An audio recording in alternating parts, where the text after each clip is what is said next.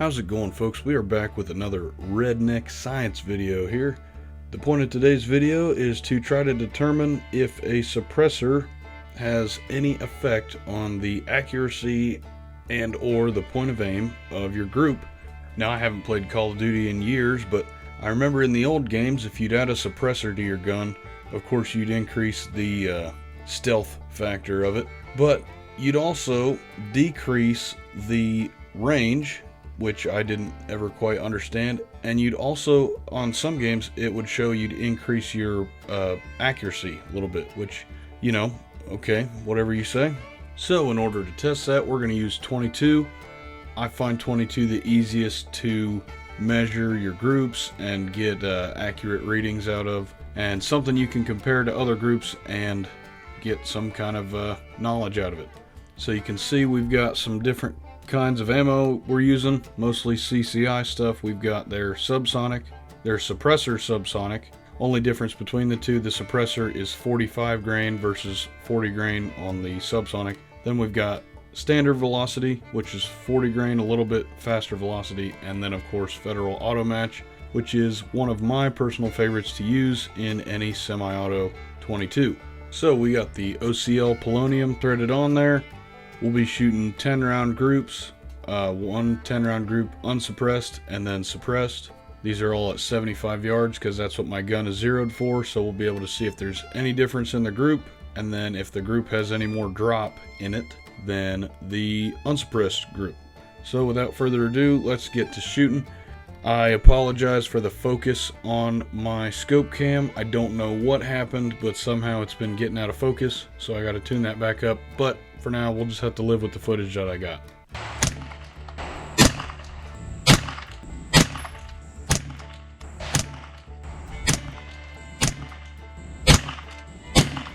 So for our first group, we got the CCI subsonic 40 grain. I shot a 1.818 group, and there was a flyer down there at the bottom, so it is 2.880 with the flyer, but I'm gonna not count this one this time, give myself a little bit of an excuse because this was the first round, so the barrel was still warming up, and you got that first round suppressor, whatever you call it, so I'm gonna ignore that one, just pretend that never happened. And as I mentioned before, this is what the gun was zeroed for, so we're pretty on target there. It is maybe 1/8 of an inch low, the average, but pretty much on target there. So let's see if it makes a difference when we put the suppressor on.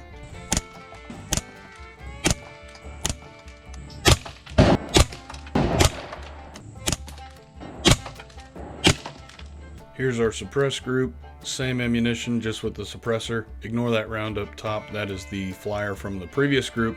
So as you can see, we are just slightly low and to the right, about an inch. So it does, just based off this first set of rounds here, it does change your point of aim. And of course this is at 75 yards, so if you stretch that out to 150, you're gonna be looking at double the effect on there.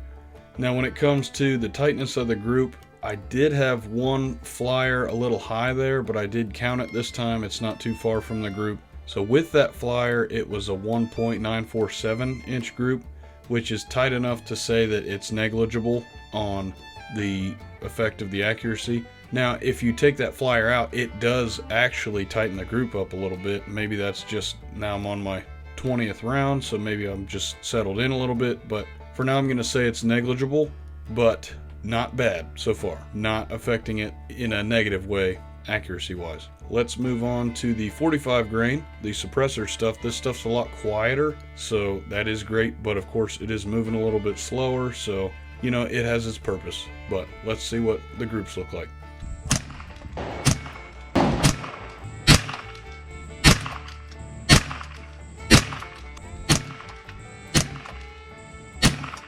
Alright, 45 grain subs, unsuppressed.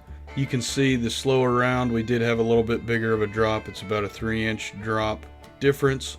Our group ended up being a 2.081. Not terrible, but a little bit worse than the faster 40 grains. So again, that was unsuppressed, so let's throw the suppressor on and take a look.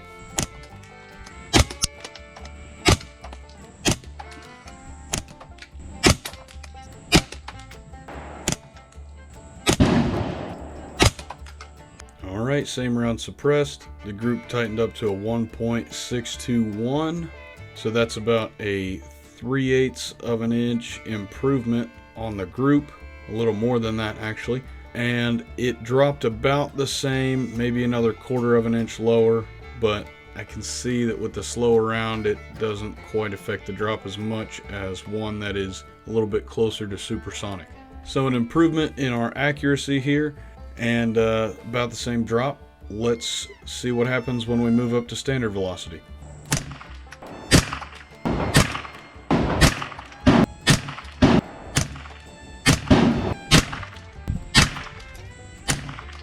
CCI, standard velocity unsuppressed. You'll have to forgive me, I wrote super up there for supersonic. If you look at the box, it says 1070 FPS, so that's actually slightly below supersonic, so these ones are still subs. You can see we widened out a little bit with the increase in velocity. We got a 3.436 group. If you take out that top right call to flyer, then it's a 2.246.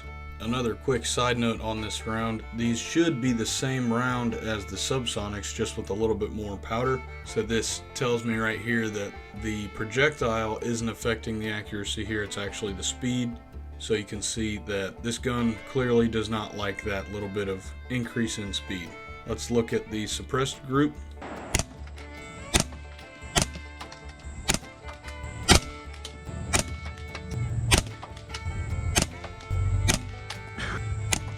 With the suppressor on, we did see an improvement in the group down to 2.648. It was a little bit low, which I wasn't accounting for. There were about 3 or 4 shots on the piece of paper beneath this, but they didn't contribute to widening the group at all. That is the biggest factor here. This dropped about 2.5 to maybe 3 inches lower than it did without the suppressor on. So conclusion on this round is that it wasn't very accurate to begin with out of this gun in particular, and the suppressor didn't really affect that, but it did drop the group. Last but not least, let's look at some Federal Automatch rounds. These are true supersonics, and let's take a look at the groups.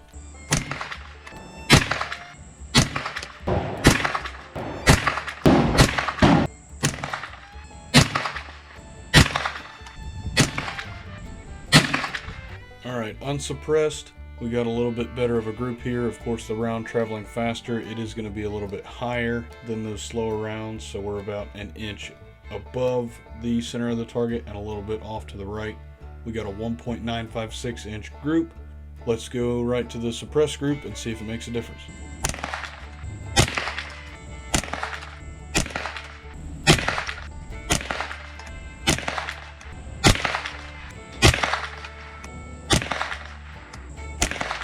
And there you have it. The suppressor brought our Automatch supersonic rounds back down that inch that we had risen before to about the center of the target line.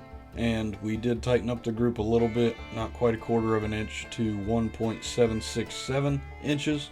So in conclusion here, the suppressor does have an effect on both the accuracy and the point of aim of your weapon. I'm going to say the accuracy is affected less than the point of aim. The point of aim, at least on these 22s, is definitely lower than it was before. I've heard that this can extrapolate, especially when you're using a higher velocity round like 5.56 or something like that. When you throw the suppressor on, you often have to adjust your sight to your new 0, even if you are using the same ammunition. So there you go. The question that so many of you, I'm betting, were wondering, there's the answer. Yes, the suppressor does affect point of aim and accuracy a little bit, but like I said, point of aim more so than accuracy. So thanks for watching. I'll work on getting some more redneck science videos put together for you guys, because I don't know if you enjoy them, but at least I learned something, and maybe you learned something too. I don't know. And I'll see you in the next one.